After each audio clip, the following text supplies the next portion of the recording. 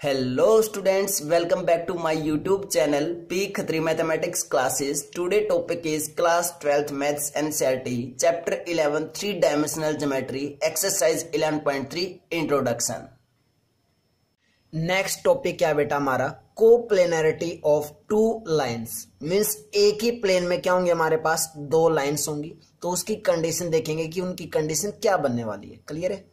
तो देखो बेटा मैंने दो लाइन ले ली, एक लाइन यहाँ पे ड्रॉ कर ली, this is L1 line, this is L1 line और मान लेते हैं ये जो L1 लाइन है वो किसी ना किसी पॉइंट से पास हो रही होगी।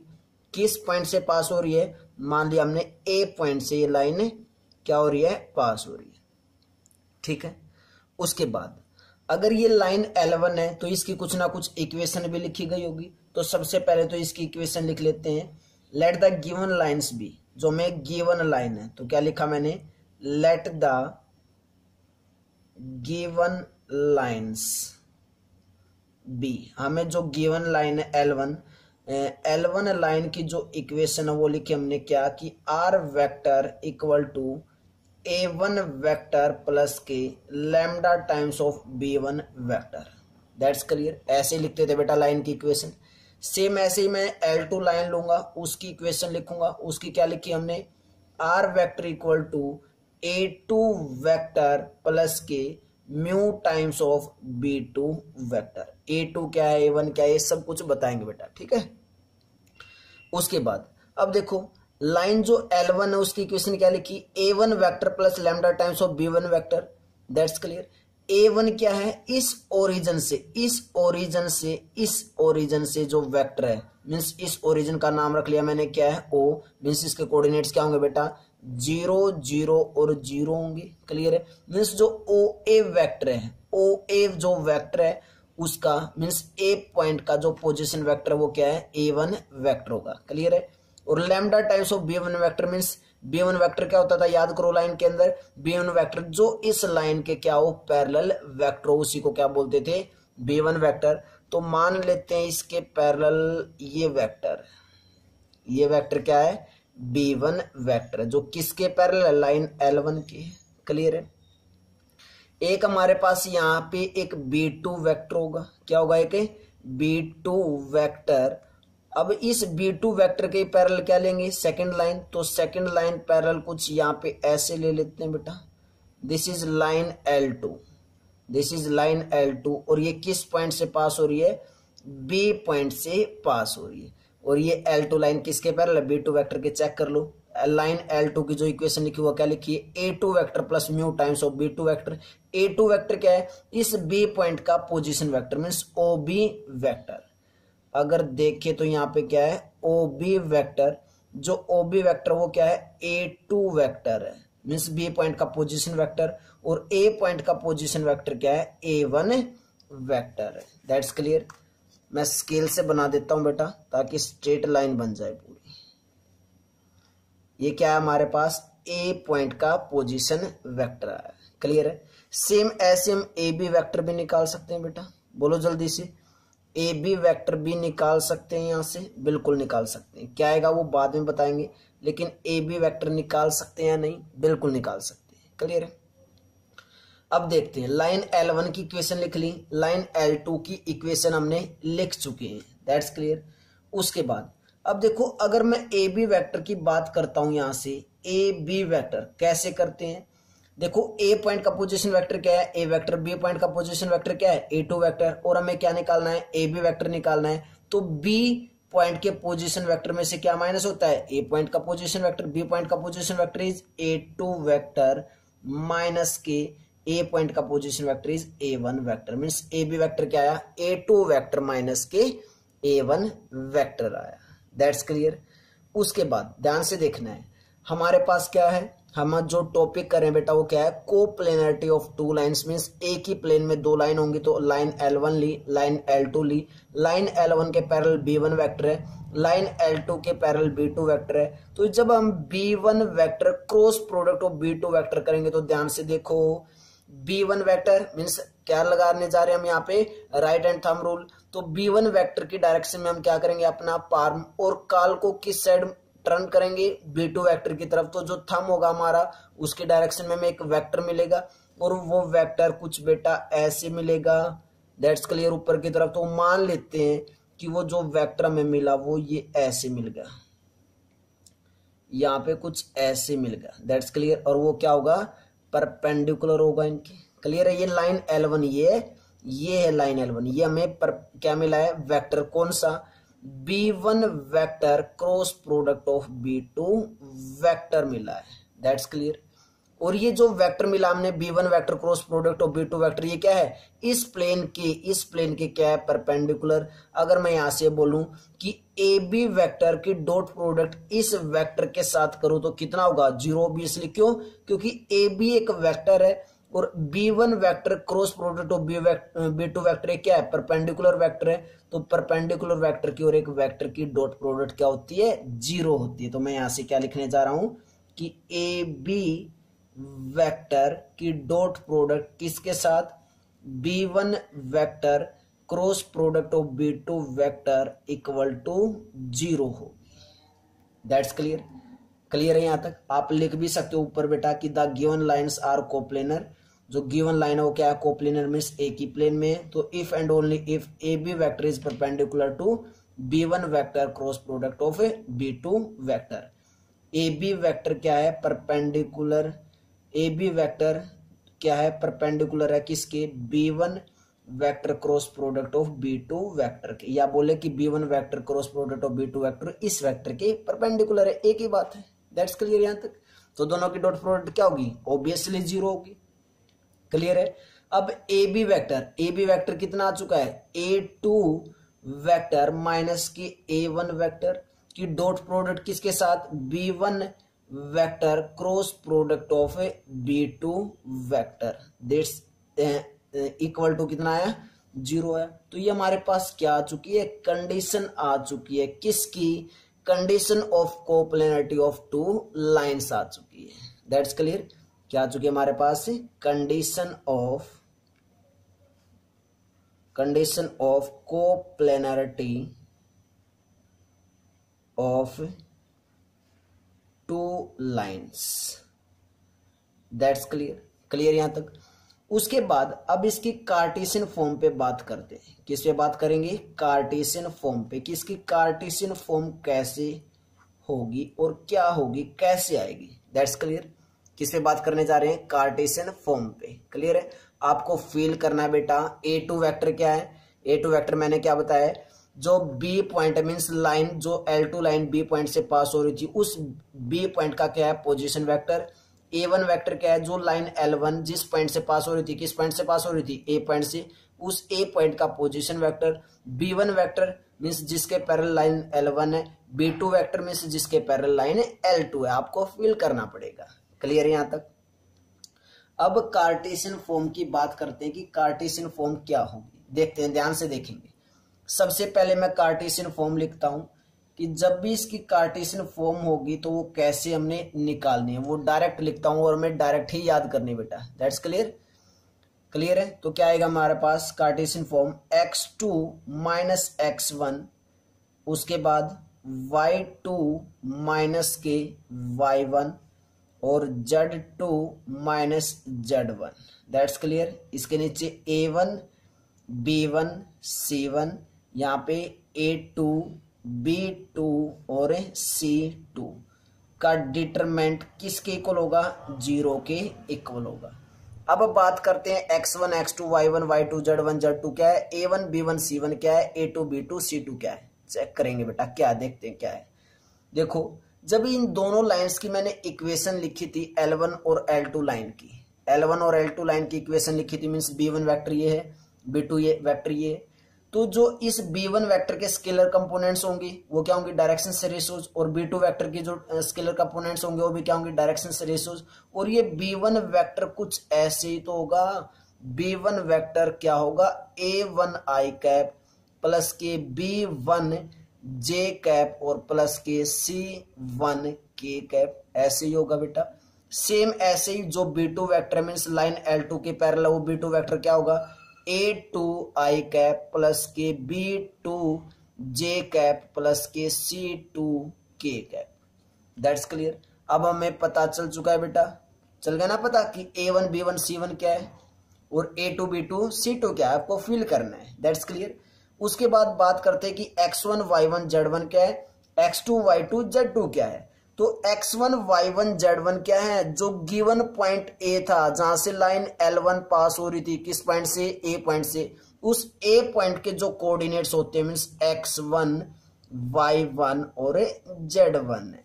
और जो B पॉइंट है मींस लाइन L2 पास हो रही थी, उस B पॉइंट के कोऑर्डिनेट्स क्या है, X2 Y2 और Z2 है। That's clear.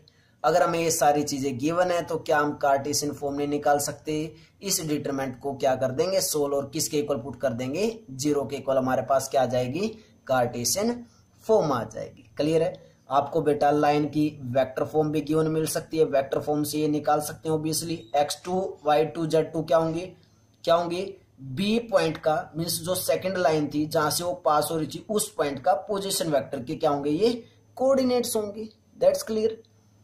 क्लियर यहां तक। उसके बाद आपको वेक्टर फॉर्म से भी ये फॉर्म पूछ सकते हैं, क्या पता आपको लाइन की क्या दे दे, कार्टेशियन फॉर्म दे दे।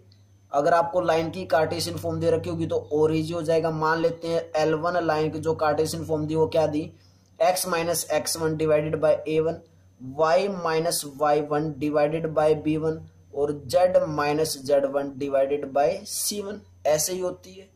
क्लियर है। और लाइन L2 की जो कार्टेशियन फॉर्म दी वो क्या होगी, x minus x2 divided by A2, y minus y2 divided by B2 और equal to z minus z2 divided by C2। तो हमसे यहां से डायरेक्ट वैल्यू मिल जाएंगी A1 B1 C1 की, A2 B2 C2 की, x2 की यहां से मिल जाएगी, x1 की यहां से मिल जाएगी, मीन सभी की वैल्यू में डायरेक्ट पता चल रही है। क्लियर है। तो ये हमारी कार्टेशियन फॉर्म है जिसको आपको ध्यान रखना है। और ऊपर वाली कौन सी हमारी, condition of coplanarity of a two lines. That's clear बेटा। नेक्स्ट टॉपिक करते हैं angle between two planes. Then before that pause the video, note it down.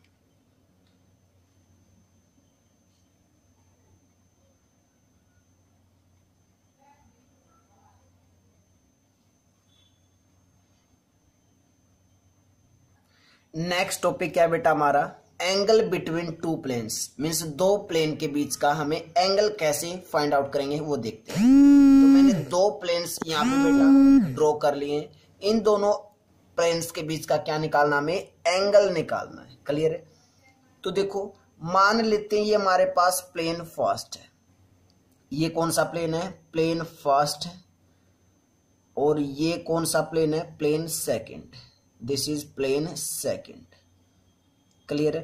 तो प्लेन फर्स्ट की कुछ ना कुछ इक्वेशन हुई होगी, तो वो जो इक्वेशन होगी वो मैं लिख सकता हूं यहां से, क्या होगी, प्लेन फर्स्ट की इक्वेशन मान ली क्या है, आर वेक्टर की डॉट प्रोडक्ट किसके साथ, n1 वेक्टर के साथ और इक्वल टू d1, कुछ ऐसे होगी।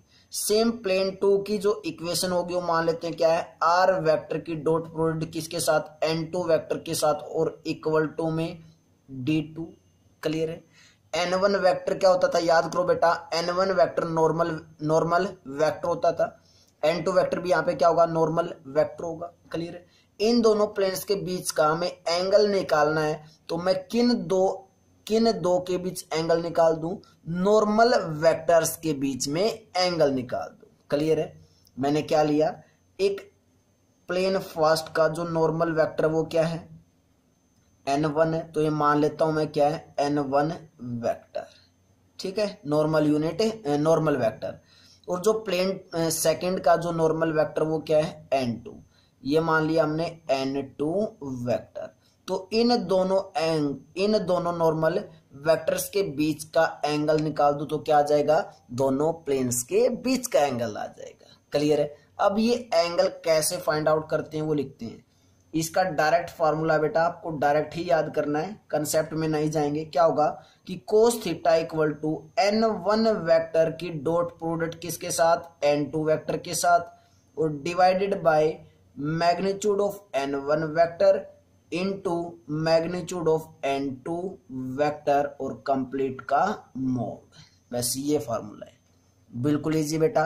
फर्स्ट प्लेन का n1 vector means normal vector into means dot product किसके साथ, सेकंड प्लेन के n2 वेक्टर के साथ, और डिवाइडेड बाय n1 वेक्टर का मैग्नीट्यूड और n2 वेक्टर का मैग्नीट्यूड, और कंप्लीट का क्या हो जाएगा, मॉडुलस हो जाएगा। सिंपल, इसको आपको याद करना है, डायरेक्ट याद करना है, ठीक है, इसको डायरेक्ट याद करना है। दैट्स क्लियर बेटा। उसके बाद अगर ये दोनों प्लेन, ये प्लेन फर्स्ट और प्लेन दोनों प्लेन कैसे हो, परपेंडिकुलर हो, तो हमारे पास क्या कंडीशन आएगी वो देखते हैं। क्या बोला मैंने, अगर प्लेन फर्स्ट और प्लेन सेकंड क्या है, परपेंडिकुलर है। चलो पहले परपेंडिकुलर के बाद में देखेंगे, पहले चलो n1 वेक्टर लिख लेते हैं। यहां से जो हमारे पास n1 वेक्टर होगा बेटा वो कैसा होगा, कुछ ऐसा ही होगा, a1i कैप प्लस के, b1j कैप प्लस के, c1k कैप, ऐसे होगा कुछ। क्लियर है यहां तक। n2 वेक्टर कैसा होगा, n2 वेक्टर कुछ ऐसा ही होगा, a2i कैप प्लस के, b2j कैप और प्लस के, c2k कैप। क्लियर यहां तक, बोलो जल्दी। कुछ ऐसे ही होंगे। और जब इन दोनों की डॉट प्रोडक्ट करेंगे मींस n1 वेक्टर की और n2 वेक्टर की, तो क्या आएगी, चेक करना एक बार। n1 वेक्टर की डॉट प्रोडक्ट किसके साथ की, n2 वेक्टर के साथ, मींस क्या आएगा, a1i कैप प्लस के, b1j कैप प्लस के, c1k कैप की डॉट प्रोडक्ट किसके साथ, n2 वेक्टर। n2 वेक्टर कितना है, a2i कैप प्लस के, b2j कैप प्लस के, c2k कैप। कितना आ जाएगा, चेक कर लो, क्या आएगा, a1 a2 प्लस के, b1 b2 और प्लस के, c1 इंटू c2। क्या आ जाएगा, ये n वेक्टर की डॉट प्रोडक्ट किसके साथ, n2 वेक्टर के साथ आ जाएगी। क्लियर इतना। अब हम स्पेशल केस करते हैं। स्पेशल केस क्या है वो भी बताएंगे बेटा, ध्यान से सुनना है, ठीक है। क्या करने जा रहे हैं, देखो, जब प्लेन फर्स्ट और प्लेन सेकंड क्या हो, परपेंडिकुलर हो, क्या हो, दोनों ही प्लेन्स परपेंडिकुलर, तो मीन्स क्या बोल रहा हूं मैं, condition of perpendicularity, condition of perpendicularity, that's clear, perpendicular, ठीक है। तो जब दोनों ही प्लेन क्या होंगे, परपेंडिकुलर, तो चेक कर लो बेटा, अगर दोनों ही प्लेन परपेंडिकुलर है तो जो नॉर्मल्स वेक्टर हैं वो दोनों के बीच में भी एंगल कितना बनेगा, 90 डिग्री। और दोनों प्लेन के बीच में अगर 90 डिग्री एंगल बना मीन्स थीटा कितना हो जाएगा, 90, और कोस 90 मीन्स यहाँ पे थीटा की जगह 90 पुट करेंगे तो कोस 90 0 इंटू ये उस साइड जाके 0 से मल्टीप्लाई होगा तो कंप्लीट 0 मीन्स क्या आ जाएगा, n1 वेक्टर की डॉट प्रोडक्ट n2 वेक्टर के साथ क्या आ जाएगी, 0 आ जाएगी। क्लियर है, बोलो जल्दी यहां तक। और उसके बाद अगर इन दोनों की डॉट प्रोडक्ट 0 तो इन दोनों की प्रोडक्ट क्या ही है, a1 into a2 plus b1 into b2 plus c1 into c2 equal to 0। अगर दो प्लेन परपेंडिकुलर हैं तो नॉर्मल वेक्टर्स की डॉट प्रोडक्ट 0 होगी। अगर नॉर्मल वेक्टर्स की डॉट प्रोडक्ट 0 हुई तो हमारे पास क्या आ जाएगा, a1 into a2 plus b1 into b2 plus c1 into c2 equal to 0 के इक्वल आ जाएगा। क्लियर है यहां तक, बोलो जल्दी, यहां तक क्लियर है।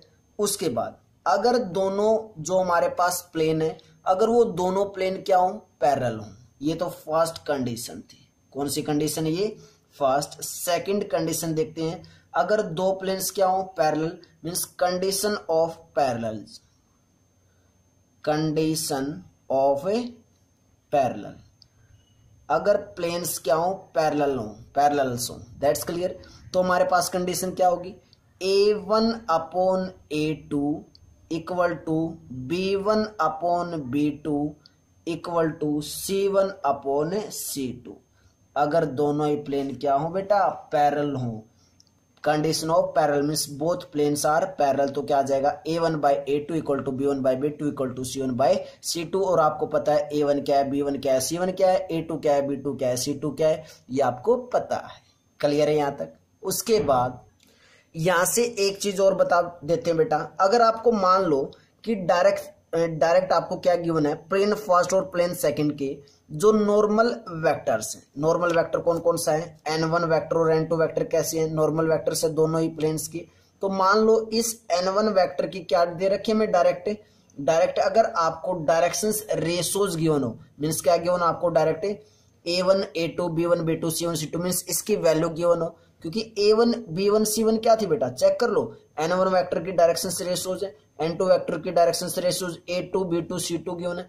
अगर आपको ये डायरेक्ट गिवन है तो कैसे निकालोगे, क्या कोस थीटा मीन्स दोनों प्लेन्स के बीच का एंगल्स, तो कैसे निकालोगे कोस थीटा इक्वल टू, इसके अंदर वैल्यू पुट कर रहे हैं हम, देखो N1 वेक्टर N2 वेक्टर क्या आ चुका है हमारे पास, A1 A2 B1 B2 C1 C2, तो लिख दो ऊपर A1 into A2 plus B1 into B2 और plus C1 into C2 divided by नीचे क्या है N1 वेक्टर का क्या है मैग्नीट्यूड, मीन्स N1 वेक्टर का मैग्नीट्यूड होने का मतलब N1 वेक्टर के जो स्केलर कंपोनेंट्स उनका क्या कर देंगे स्क्वायर करके ऐड करके अंडर रूट, मीन्स A1 का स्क्वायर प्लस B1 का स्क्वायर और प्लस C1 का स्क्वायर।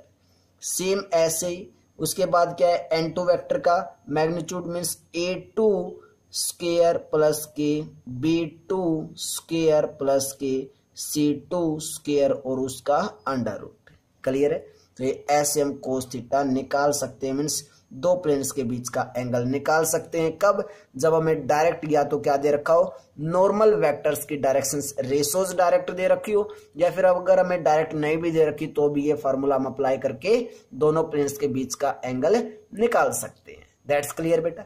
तो बहुत ही अच्छा कंसेप्ट है, आप इसको अच्छे से समझना है, फील करना है बेटा कि A1 A2 B1 B2 C1 C2 क्या चीजें हैं, क्या N1 वेक्टर है, क्या N2 वेक्टर है, कैसे डॉट प्रोडक्ट जीरो के इक्वल आई, जब कंडीशन ऑफ पैरेलल्स होगी तो क्या होगा A1 by A2 B1 by B2 C1 by C2 होगा। That's clear. A1 by A2 होने का मतलब क्या है, A1 क्या है N1 vector means normal vector के जो डायरेक्शंस रेशोज हैं, और A2 B2 C2 क्या है जो normal vector means second plane का जो N2 वेक्टर है, N2 vector means normal vector उसकी डायरेक्शंस रेशोज, इन तीनों की क्या आ जानी चाहिए इक्वल। अगर इक्वल आ गई तो कंडीशन ऑफ पैरेलल मीन्स वो दोनों ही प्लेन क्या हो जाएंगे पैरेलल हो जाएंगे। क्लियर है। एग्जाम्पल नंबर 22 करते हैं, then before that pause the video, note it down.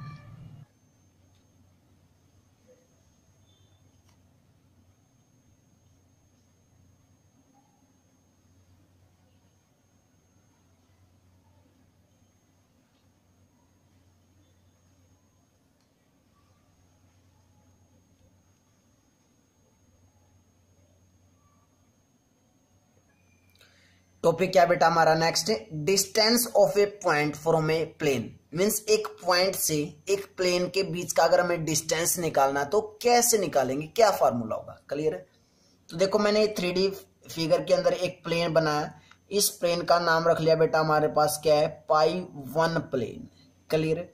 अगर प्लेन है तो इसकी कुछ ना कुछ इक्वेशन भी होगी, वो इक्वेशन लिख लेते हैं एक बार। क्या लिखी हमने, आर वेक्टर की डॉट प्रोडक्ट किसके साथ एन वेक्टर के साथ और equal to d, this is the equation of a plane. Clear है।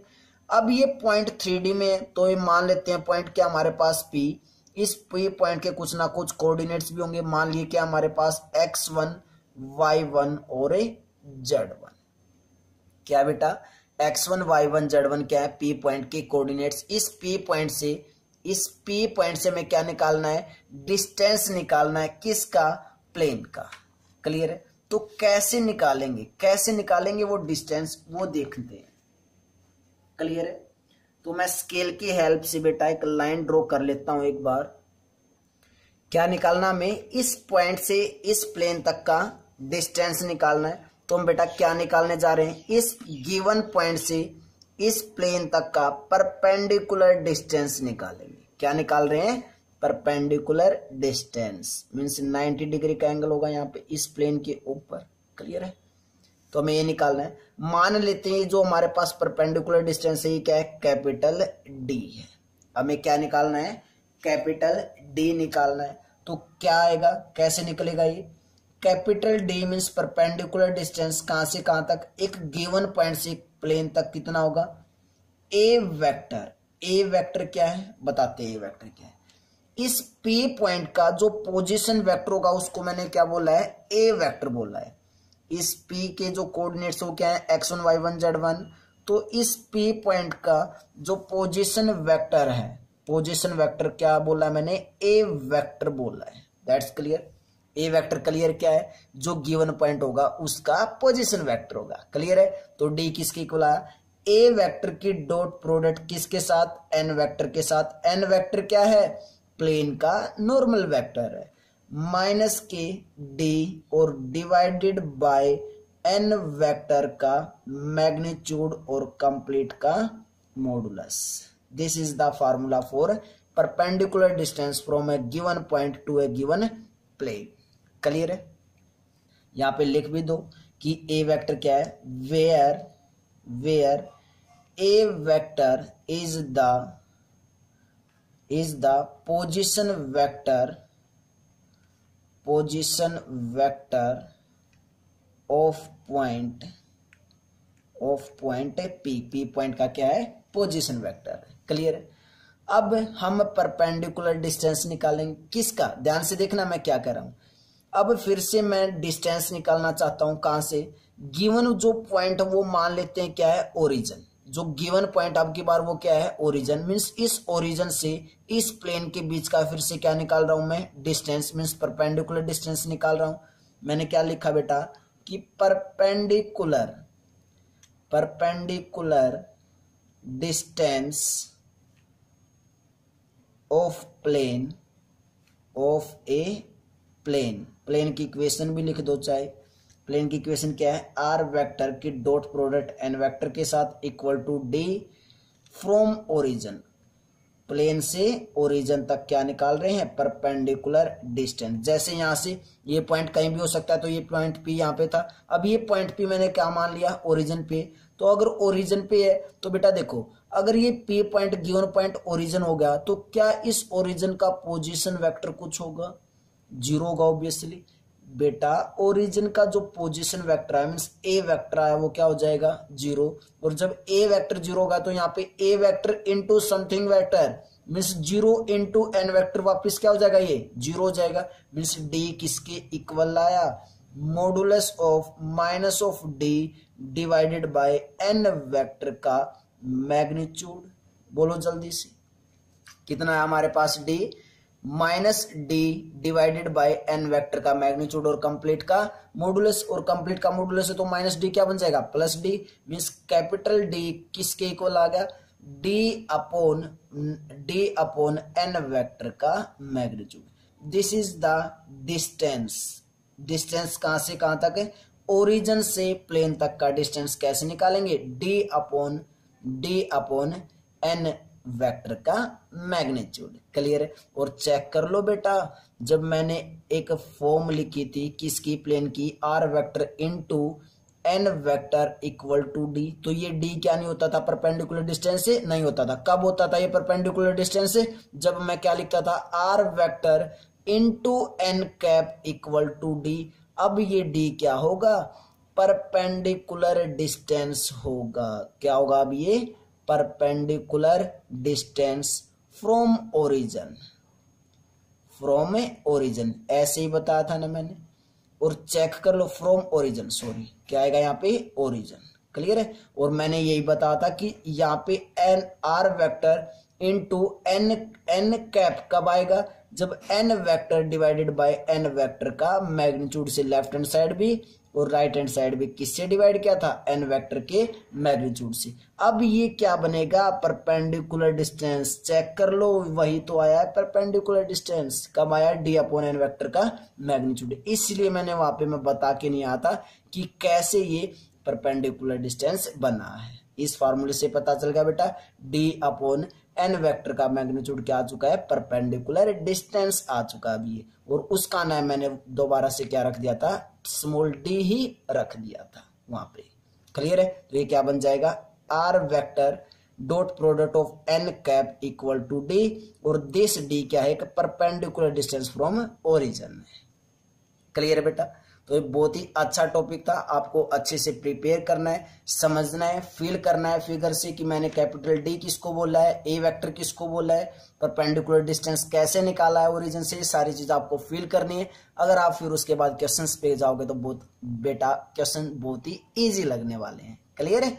Last topic of this chapter last topic क्या बेटा हमारा, angle between a line and a plane, means एक लाइन और एक प्लेन के बीच में कैसे एंगल फाइंड आउट करते हैं।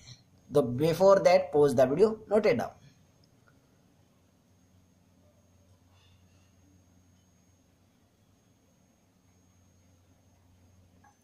क्या बेटा लास्ट टॉपिक हमारा angle between a line and a plane, बहुत ही शानदार टॉपिक है, बिल्कुल आराम से करेंगे, ध्यान से समझेंगे, ठीक है।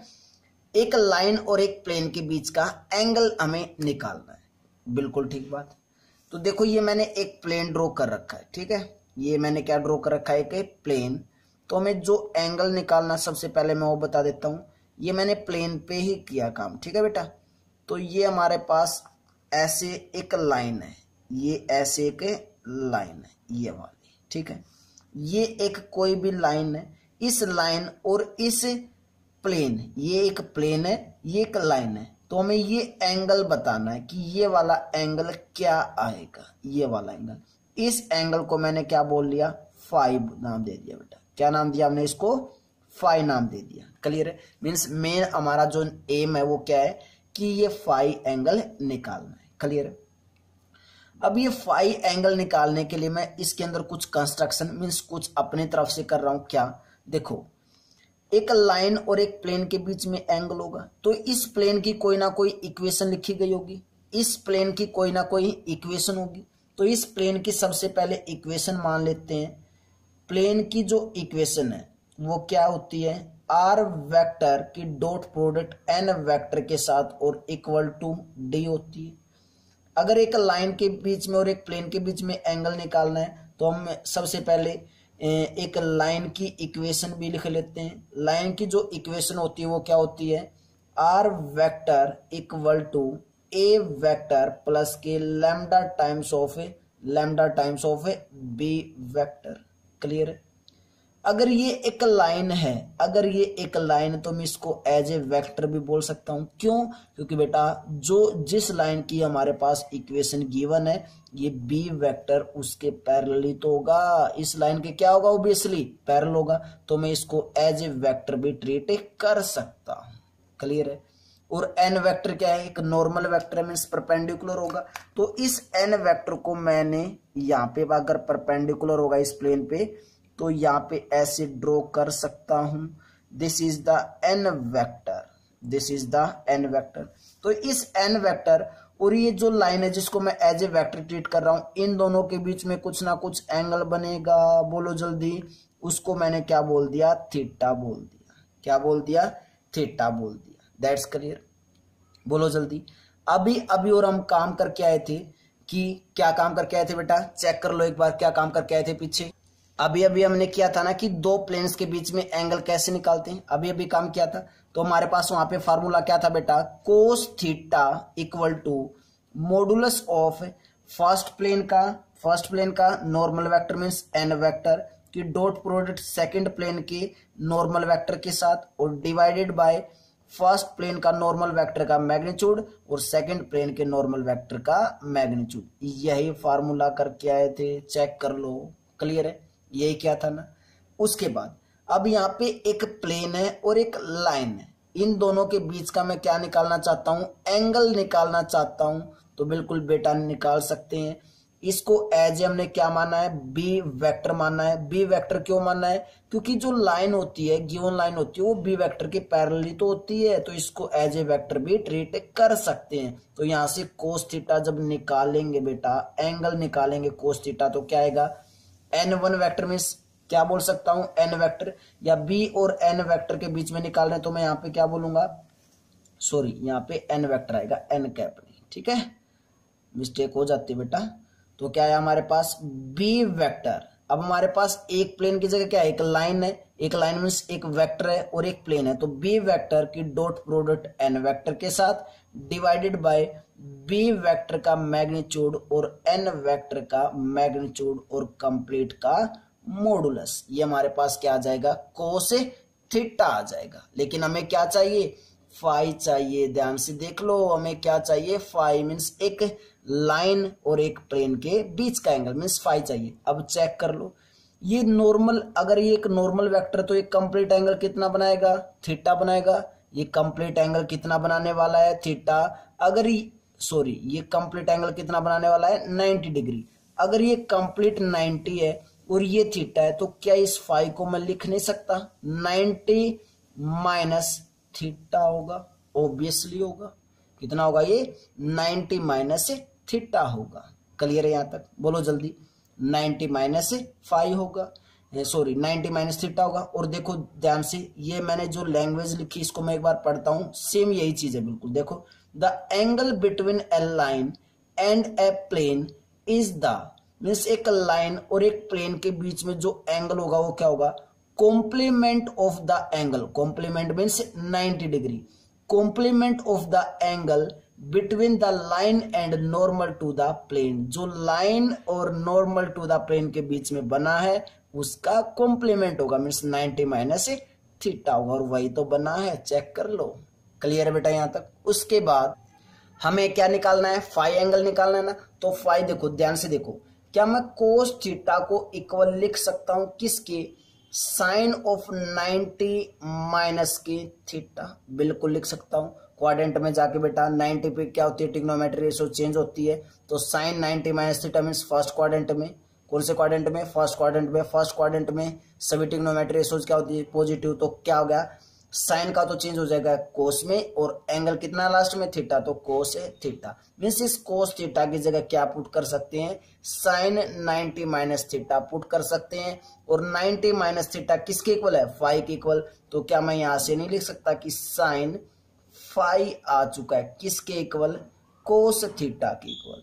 क्लियर है, बोलो जल्दी। और यहाँ पे कोस थीटा की वैल्यू मैं क्या पुट कर दूं, अब साइन फाई, मीन्स क्या आ गया, sine phi equal to modulus of b vector into means dot product of N vector और डिवाइडेड बाय बी वेक्टर का मैग्नीट्यूड और इनटू में एन वेक्टर का मैग्नीट्यूड और कंप्लीट का मॉडुलस। क्लियर है। और हमें क्या चाहिए था, एक लाइन और एक प्लेन के बीच का एंगल, और वो कितना था, फाई। तो यहां से जब फाई निकालेंगे तो क्या आ जाएगा हमारे पास, sine inverse modulus of b vector की डॉट प्रोडक्ट एन वेक्टर के साथ और डिवाइडेड बाय बी वेक्टर का मैग्नीट्यूड इनटू एन वेक्टर का magnitude. This is your formula. Check कर लो बेटा, चेक कर लो। क्लियर है, रटने की कोई जरूरत नहीं है, हमने इसको उसी फार्मूले से रिलेट कर दिया है जो मैंने यहाँ पे फार्मूला लिखा है। क्या लिखा था, किसका फार्मूला था, एंगल बिटवीन टू प्लेन्स, दो प्लेन्स के बीच का जो एंगल निकालने का फार्मूला था उसी से मैंने रिलेट कर दिया है। दैट्स क्लियर बेटा, क्लियर है। इसी पे बेस्ड एक एग्जांपल करते हैं, then before that pause the video, note it down.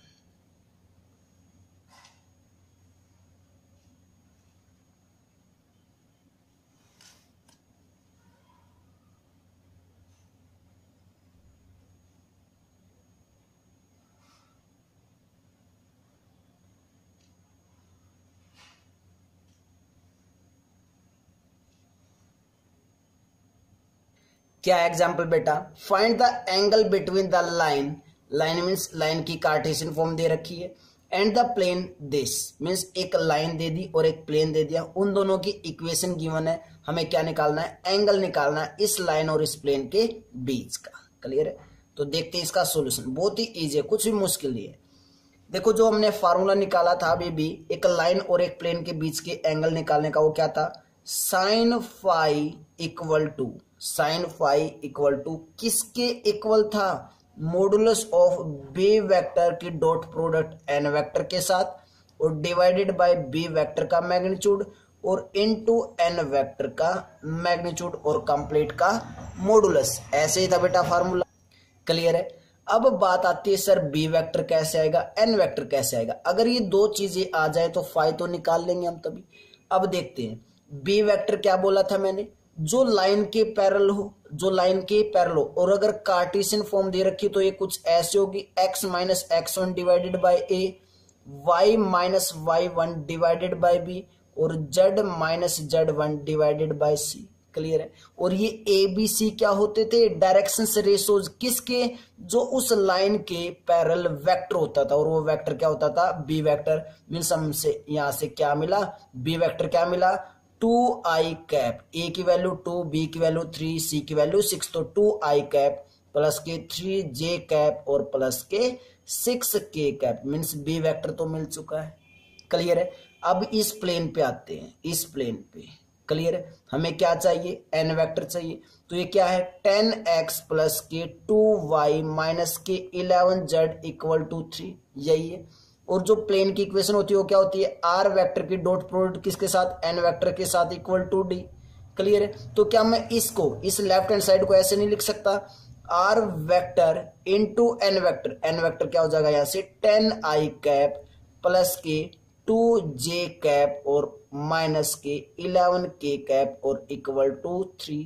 Check कर लो बेटा, आर वेक्टर क्या होता था, position vector of point P होता था।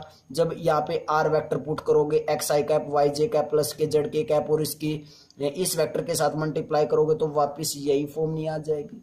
तो हमारे पास क्या आ चुका है, यहाँ से एन वेक्टर भी आ चुका है। कितना है, 10i कैप प्लस के 2j कैप माइनस के 11k कैप। क्लियर है। एन वेक्टर मिल चुका है, बी वेक्टर मिल चुका है। क्या एंगल नहीं निकाल सकते, बिल्कुल निकाल सकते हैं। तो देखते हैं क्या आएगा, साइन फाई इक्वल टू, सबसे पहले तो मैं बी वेक्टर और एन वेक्टर की डॉट प्रोडक्ट करनी है, तो करते हैं बेटा। बी वेक्टर क्या है, 2i कैप प्लस के 3j कैप प्लस के 6k cap into N vector is 10i cap plus के 2j कैप माइनस के 11k कैप इक्वल टू कितना है, 20 प्लस के 6 और माइनस के 66 मीन्स कितना है ये, माइनस के कितना बचेगा, माइनस के 40 बचेगा। That's clear. Means B vector की एन वेक्टर के साथ जो डॉट प्रोडक्ट आई वो कितनी आई, माइनस के 40 आई। क्लियर है। नीचे क्या चाहिए, मैं बी वेक्टर का मैग्नीट्यूड वो भी निकाल लेते हैं।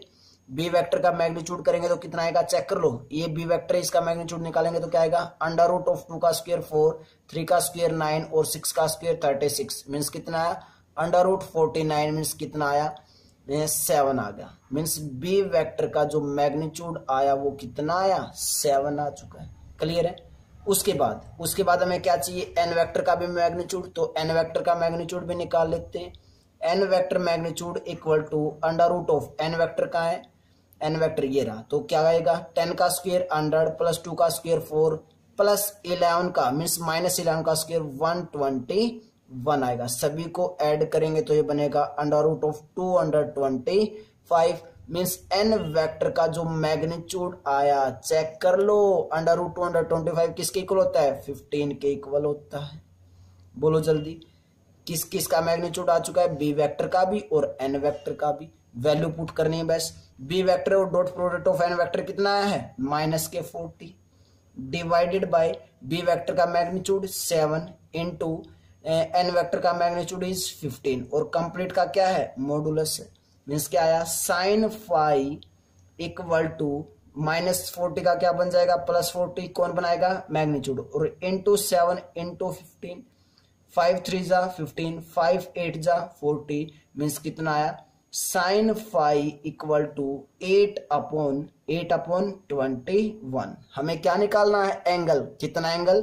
कितना एंगल का मतलब फाई निकालना है। फाई क्यों, क्योंकि प्लेन और एक लाइन के बीच में एंगल हमने क्या बताया था, फाई है। मीन्स फाई किसके इक्वल आ जाएगा, phi equal to sine inverse 8 upon 21। This is your answer. एक प्लेन और एक लाइन के बीच में एंगल कितना बना, साइन इनवर्स 8 अपॉन 21। क्लियर बेटा। तो देखो बहुत ही अच्छा टॉपिक, हमने कंप्लीट 11.3 एक्सरसाइज का इंट्रोडक्शन किया बेटा। अगर आपको कंप्लीट एक्सरसाइज का इंट्रोडक्शन प्रॉपर वे से क्लियर है, अच्छा लगा हो आपको मेथड पढ़ाने का, और आप चैनल पर न्यू हो तो बेटा चैनल को लाइक शेयर और सब्सक्राइब जरूर करें। और बेटा जो भी लेक्चर को करता है कमेंट बॉक्स में कमेंट जरूर करनी है। That's clear. आपको कितना क्लियर है, क्लियर है। ऐसे ही अच्छे अच्छे लेक्चर्स पाने के लिए बेल आइकन को भी ऑन रखना है। Bye bye students.